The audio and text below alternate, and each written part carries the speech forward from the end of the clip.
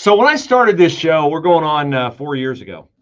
I didn't really know what I wanted it to be. I knew I didn't want it. I knew it didn't want. I did not want it to be a 2-hour gripe session every day because I didn't feel like that would uplift anyone. But I do feel like you can gripe about things when they inform people as to what's going on in the hopes that those things will stop happening so that we can have a better and safer community. That's why I spend a lot of time talking about wokeness in schools, and my familiarity with how woke our schools are prompted me to ask myself a tough question. Well, what are you doing? And I ran for my local school board, and my daughter asked me the other day, she goes, how do you like serving on the board? I'm like, I love it. And I do love it. Now, we don't have the problems in our district that you have in UA and Dublin and Olentangy and a lot of places. And you got some good people on your school boards in those areas. They're just outnumbered. I'm very fortunate not to be outnumbered in the district that I'm on. But I also talk, besides the schools, I talk about what? Franklin County justice, lack of justice, dysfunction, horrific decision-making by the mayor, by his law director, Zach Klein, by Franklin County prosecutor Gary Tyak in his office. I'm going to say seldom, because maybe I've occasionally been critical of Columbus police. I can't remember a time, but I'll just couch it by saying seldom. But the Franklin County court system is a train wreck. And it's not because we don't have good people working there. It's because we don't have enough good people working there who have power over the bad people who are working there. We have some really good people working at the Justice Center.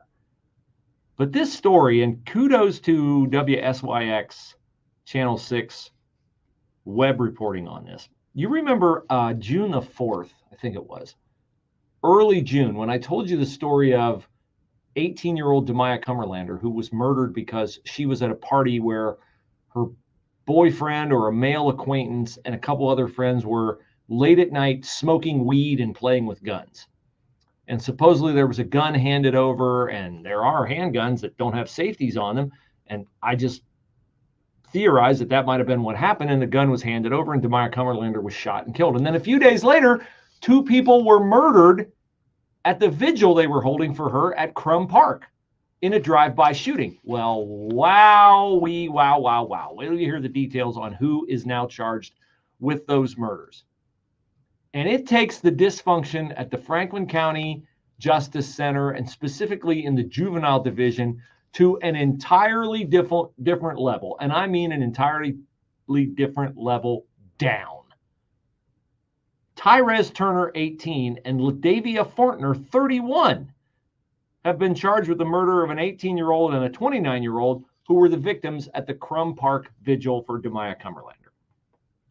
Juvenile court records. I'm reading this right off the ABC6 report.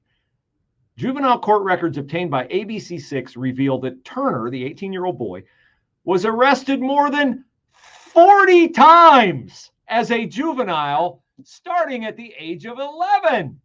What has Bruce Hooley told you about not punishing juvenile crime? Does it escalate to bigger and worse crimes? Yes. Turner's charges included gun crimes, stolen cars, and robberies. Are we all shocked that he would then escalate his crimes to murder? No, of course, none of us with a brain are shocked, but everybody down in the juvenile division is shocked because we were so nice to Tyrez Turner. We can't believe that he didn't parlay our kindness into a life of obeying the law and being good to the citizenry. Now, what about LaDavia Fortner, 31? Where did she come into the picture? Oh, LaDavia Fortner got, excuse me, chokes me up. LaDavia Fortner got to be friends with Tyrez Turner when he was housed at the Franklin County Juvenile Intervention Center. How did she get to know him there? Oh, she worked there as a juvenile intervention specialist who was hired to help young offenders. So the person that they hired to intervene with juvenile criminals who were bad enough to have to actually be housed overnight got in the kid's head and helped contribute to his criminal activities and is now his co-conspirator in the murder of 2 people. ABC 6 reached out to Franklin County Common Pleas, Domestic Relations, and Juvenile to confirm if Turner was locked up in the detention center when Fortner was employed there, but the agency does not release that information. Can anybody think why they wouldn't release that information? Oh, that's right, because make them look like the idiots that they are. Family members of Tyrese Turner say when he was released from the intervention center, he continued to have contact with the much older Fortner. She's 13 years older than him. She was taking him places he had no business being, Tyrese Turner's sister said. And that was contributing to things he shouldn't be doing. Well, she's really taking her work home with her, isn't she? Fortner worked as a Franklin County juvenile intervention specialist from January of 2022 until October of 2023, when she resigned, as the website says, under a cloud of controversy. Oh, what was that cloud made of, Bruce? Oh, it was made of her corresponding with 2 Franklin County jail inmates who had previously been housed, you guessed it, at the juvenile detention center. She was accused of violating code of conduct policies. It included sending more than 500 instant messages and 21 photos to the inmates. I'm sure she was fully clothed in the photos, don't you? Aren't you? While they were in Franklin County Jail, Fortner resigned days after being placed on paid leave. I wonder if any of this would be against the law. Wouldn't it be against the law? You think there might be a law that you can't do this kind of stuff? Can anybody come up with a wild guess why LaDavia Fortner was not charged with any crime? I can come up with a guess, but of course my guess would be racist. By the way, did you notice there was an Amber Alert this morning?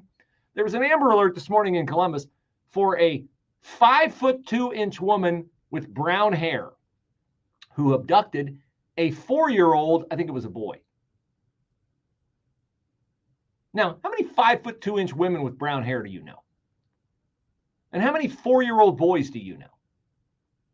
Would it be helpful in the Amber Alert to perhaps have them identify the, races of the victims? The kidnapper and the kidnappee? The abductor and the abductee? Would that be helpful in identifying somebody who might be in the midst of an Amber Alert and in peril? It would be very helpful, except it wasn't in the description, because that also would be racist. In April, get this, Fortner, after she resigned, what does she do? She just hang out with Tyrese Turner and plan a double murder at a vigil for an 18-year-old kid murdered? No, she knew she needed a job. So where do you think she went to get a job?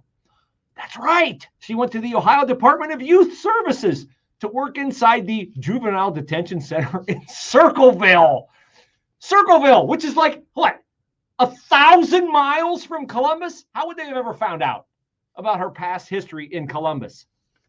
Oh, because when they did a background check on her, nothing came up. Nothing came up. Franklin County Children's Services or juvenile detention or whatever, apparently there's no mechanism for them to say, hey, we got a bad seed here. Our division, don't hire her. Don't hire her.